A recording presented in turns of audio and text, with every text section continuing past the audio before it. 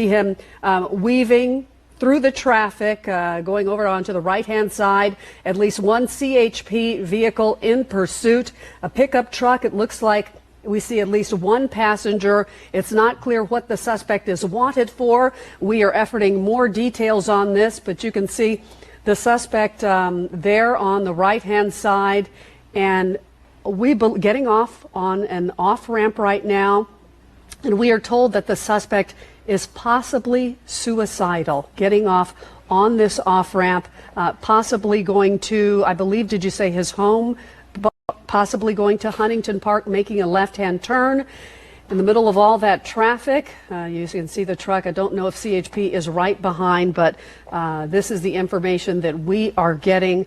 The suspect, unknown what he is wanted for, but he is in that truck now on surface streets going to Huntington Park. You can see him coming upon a crowded intersection.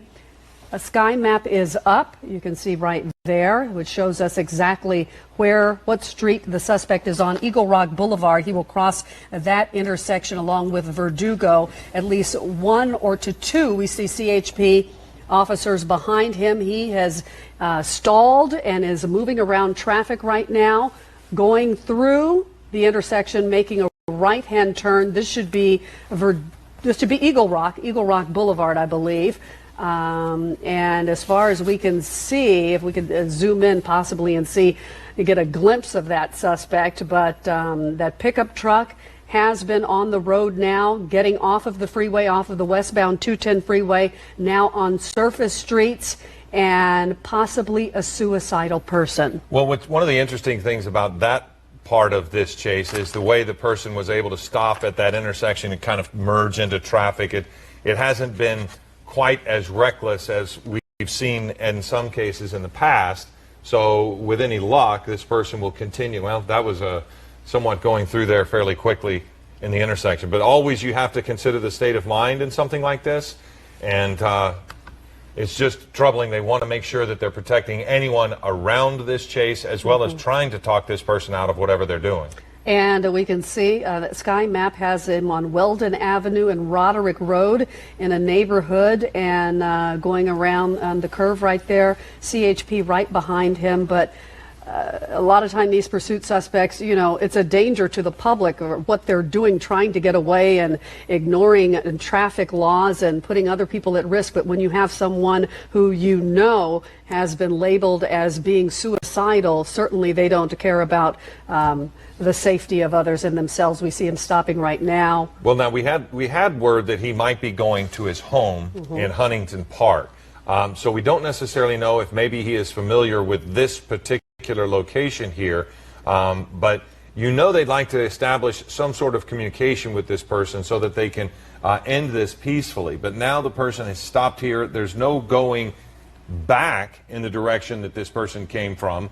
But it does look like as if he could still go forward if he chose to. The question is that person armed? It looks like he is giving up. Hopefully that would be a good ending to all of this. We saw the person take off his seat belt. We believe it is a man inside. Don't know what he's doing at this point. Certainly the officers, they have their guns trained on him. They are probably making commands to him to get out and surrender. He is at this point thinking about it. Don't know if he's on the phone or what he is doing, but he has made the first steps to possibly surrender, taking off the seatbelt, opening the car door. A very tense situation out there right now. Also dangerous for the people in these surrounding homes. This is clearly a residential neighborhood.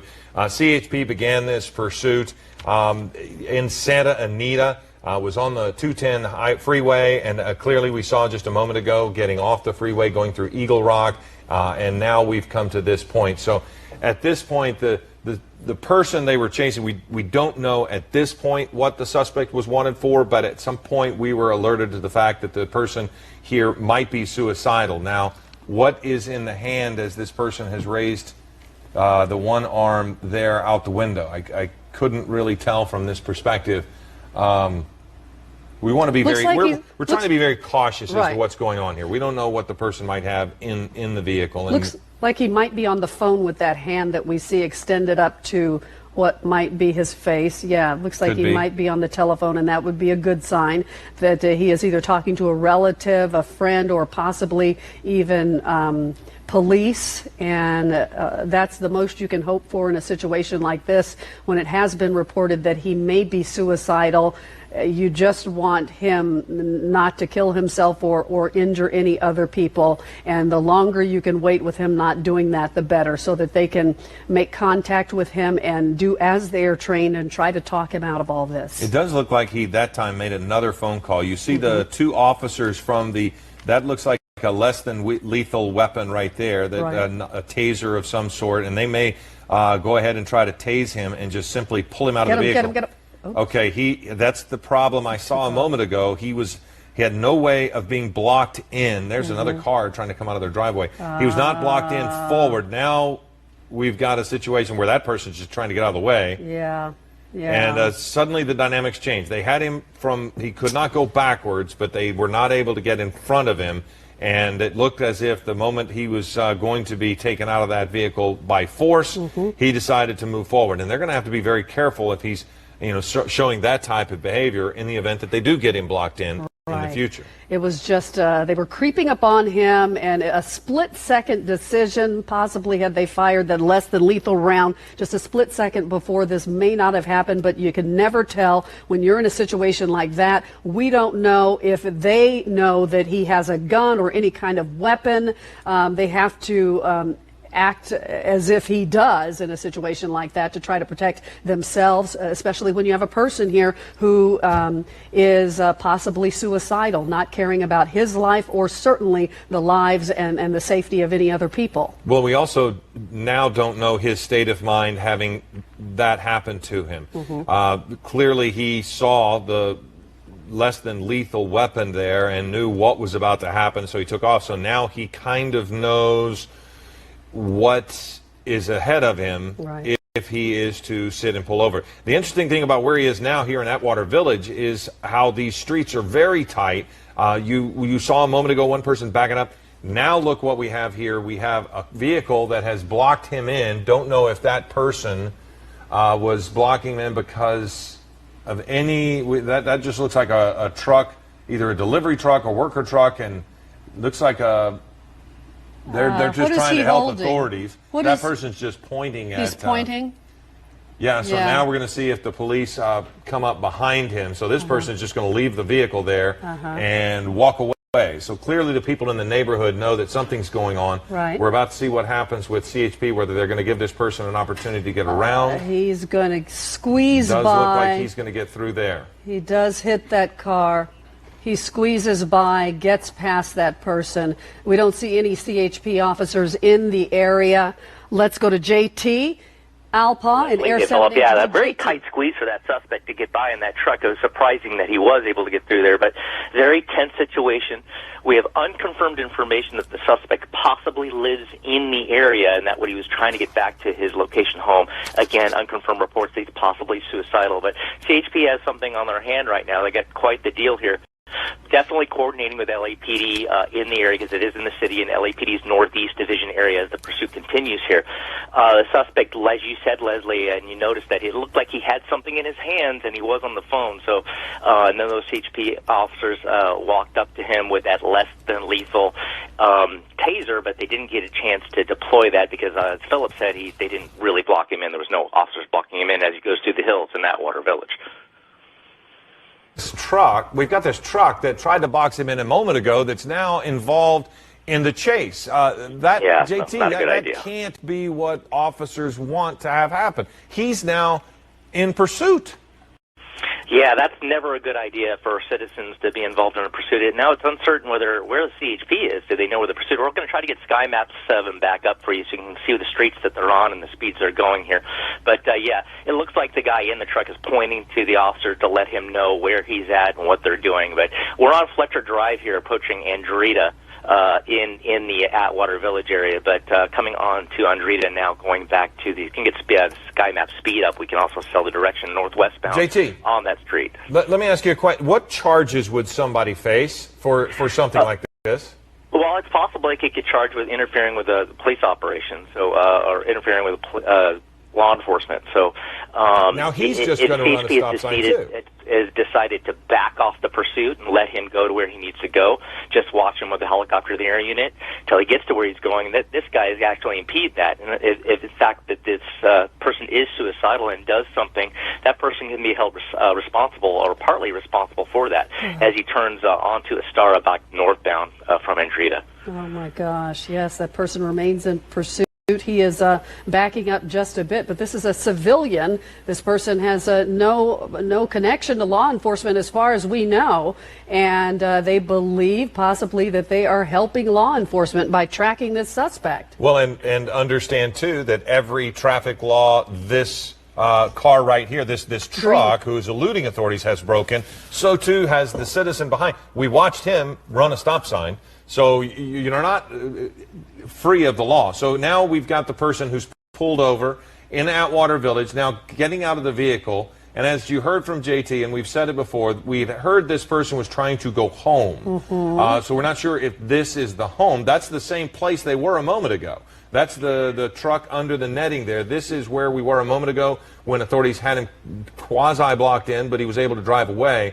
So yeah, go ahead, problem JT. here, Leslie and Philip, is he does have a cell phone in his hand, by the way. The problem is here, now he goes into the house, this can become a possible barricaded situation. And if he is suicidal or has some violent tendencies, if there's anybody in the home, but it looks like he's familiar with this location, now he's in the house. Now we've got a potential barricaded situation here, so that's not good. Yeah. So what would be next for authorities here? They're going to have to secure that home. Now they know where he is at least, but they don't know what's in the home.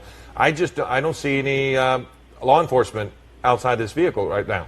There we go. Yeah. That's that citizen again up In the there at green the top truck. of the screen who's potentially telling authorities where the guy is. Right. So LAPD Northeast Division will probably take it over here since it's not a pursuit anymore. It's in the city of Los Angeles and it's at a location. We're going to go ahead and turn speed maps speed off right now as we continue to watch this. This is the 3100 block of Weldon Avenue. This is LAPD Northeast Division's area. So they're going to send units here, try to figure out what they've got, try to make contact with the suspect. Now, it's uncertain what the original want for the suspect was. What was he originally wanted for is what we're trying to, was it just a speed violation that CHP wanted to pursue and then they found out that he was suicidal? So depending on what he was originally wanted for will dictate what LAPD Northeast Division does with how to get the suspect out of this home and how to deal with what they've got going on here. So it is, as we are looking at it, a rather large home, and when a two-story home, and when officers get there, they will cordon off this area and begin a barricade situation. He has created a barricade. Go on. Possibly a barricade situation, Leslie.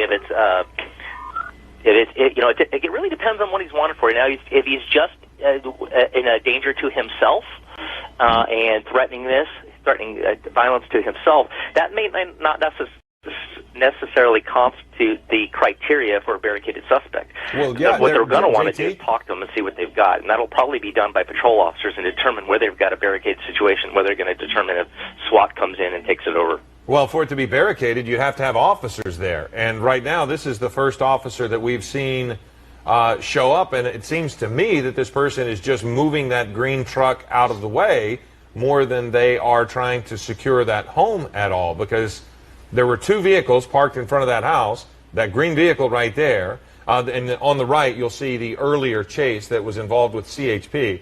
But right now, this person on the left, which you're looking at live, he's been trying to be citizen soldier, so to speak. We watched him pursue the suspect. We watched him try to block the person in, and any number of times was pointing at the vehicle, trying to alert authorities as to where this person was. Right, and now the police are there. I guess he can go, but we'll have to see if he does that. But go on, JT. Yeah, it's never a good idea for citizens to get involved in pursuits like that. Although they may think they're doing something good, they don't know what the suspect's wanted for. They don't know if he's armed. They really don't know the circumstances or the situation that law enforcement is dealing with, and they can really cause a problem themselves if they get in the middle or in the crossfire of a gunfight. It's never a good idea. And again, you can be charged with, as we mentioned earlier, you can be charged with interfering with a police operation. So never a good idea, even though you think you may be doing the right thing. The right thing is to pull over, get out of the way, and let the police handle it. All right, JT, thank you very much. Well, as we can see on the right-hand side of the screen, this is where they tried to approach him, and he then took off after stopping and opening up his door and appearing that he was going to surrender. They tried to stop the suspect. He then took off, and as he passes the green car that you see on the left-hand side, that person blocked him in. As you will see on the right-hand side, he hits the car, scrapes by the car, and then takes off, and that's when the person, the civilian in the green car, takes off behind him, chases him to this house you now see on the left-hand side of the screen, the blue two-story house. It is no longer a chase right now. It's unclear if police will walk down those stairs, knock on the door, how they will handle this, but the pursuit is over. And it seems as if they're going to handle it in their way, so we're going to wrap up this this portion of our coverage. We'll continue to monitor this. Obviously, Air 7 HD is above this. Whatever police decide to do, we will make sure that we let you know. Again, this is now a situation that I don't even want to really call it a barricade, because there's not necessarily a police presence surrounding this home. So we're going to wait, see how this goes. We'll monitor it. We'll update you as we can. But for now, we're going to return you to Good Morning America. Look, the woman you see there next to the silver car, probably talking to the officer and maybe saying, yes, I know this guy, or whether or not she does, trying to get some information to the police. And they're trying to get some information to find out whether this is a person who needs their help, or whether this is a person who could, be a problem to his neighbors. She also might be able to give them information about the people inside this, whether it's a home or an apartment, whether they're usually home at this time of day. Perhaps they've already left for work, so she can tell them maybe how many people are there, how many people live there, and maybe the layout of that house and the grounds around it. I would expect that they've got people not only in front of this house right now, but also in the back as well, although it's kind of hard to see, a lot of trees out there. Yeah, so I think it's at this point, if there's no pressing reason, if they're not getting a call that anybody is being threatened, if they're not getting a call that this person is doing anything that is dangerous, there's really no reason to run in. All right, so we've got a little bit of a standoff situation here in Atwater Village. This is Weldon and Drew, where a person who was being followed by CHP is now out of the vehicle. If you've been watching on CBS 2, we're going to send you back to regular programming right now. And we will stay with you on KCAL.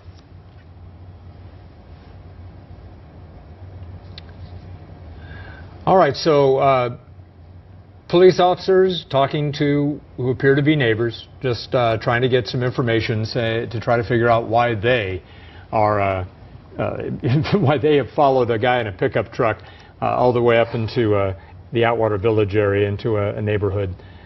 And this, we're trying to remember, it started actually kind of in the same area. It didn't really leave the area of the 5 and the 2, and it would be interesting to understand why this man called 911 to begin with. We don't want to drag this out if there's no pressing reason to. For those of you in the Glendale, Atwater Village area, doesn't seem that there's a danger, but at least you know this is going on in your neighborhood, and you can be aware. All right, so we're going to wrap up our coverage right now. Of course, we'll have the very latest on this pursuit suspect out of the truck and in this neighborhood at Weldon and Drew. We'll have the very latest on our CBS 2 News at 11 a.m. We'll see you then.